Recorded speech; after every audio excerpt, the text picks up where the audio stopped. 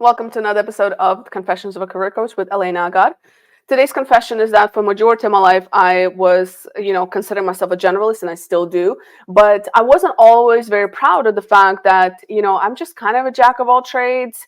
I grew up in a time where specializations were like a thing, and you had to figure out exactly what you wanted to do, and you got to get the 10,000 hours, and you got to be really good at that thing, and be like just super focused and have all this experience in this one area of work, and then that is how you progress and grow in your career and make good money and so on. Well, one, the confession is I was totally wrong and I should not have listened to those people.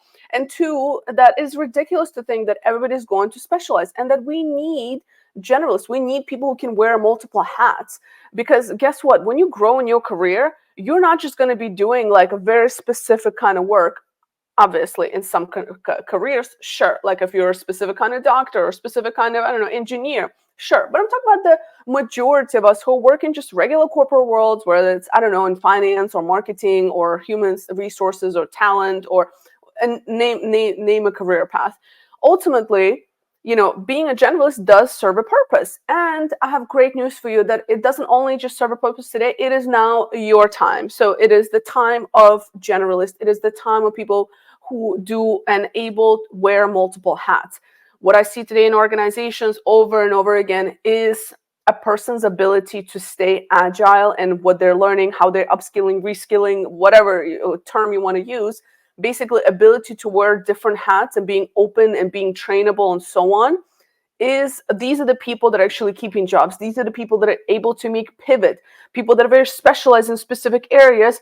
Not only is it hurting them in some cases, but also they don't know what they can do. And that is probably the worst of it. They haven't tried something. And guess what?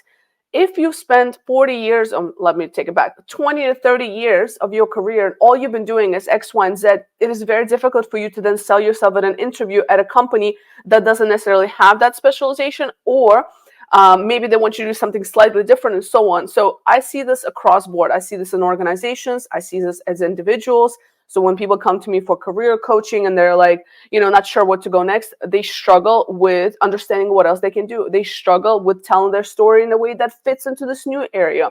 In organizations are struggling with talent because talent is so focused in this one particular area that they're not as agile or able to change into wherever area the organization needs them to change into.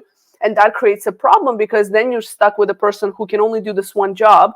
That one job is slowly becoming irrelevant because of AI and technology and so on, or simply that business line is no longer existing.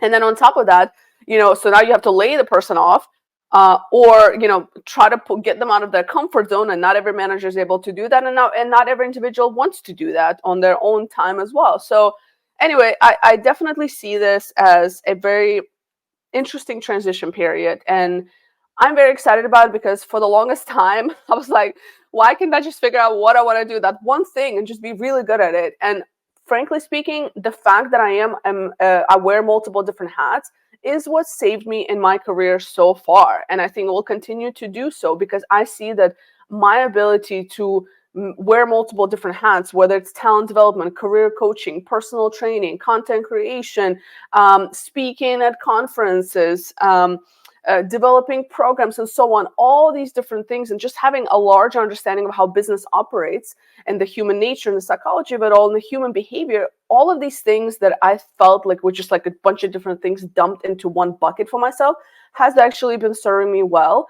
And I'm so excited because I think it's the first time in my life where I'm like, oh, like I actually have really great value to bring to the table because I can wear multiple hats. And every single one of my corporate jobs, managers would always have me wear multiple different hats because they saw, that like, oh, like, who do you call?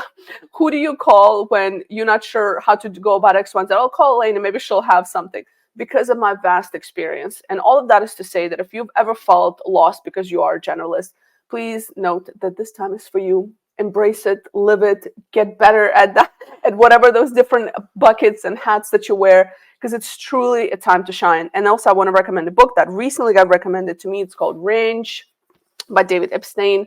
I don't know how to say it. Epstein, I'm sorry if I'm mispronouncing it. check it out. It's basically just talks about why generalists triumph in a specialized world. And this book was written a while back, but I think this book is becoming more and more relevant today than ever before. I'm excited about it. I'm curious to what's going to come and how AI is going to transform things. So let's see. But anyway, generalists, it's our time.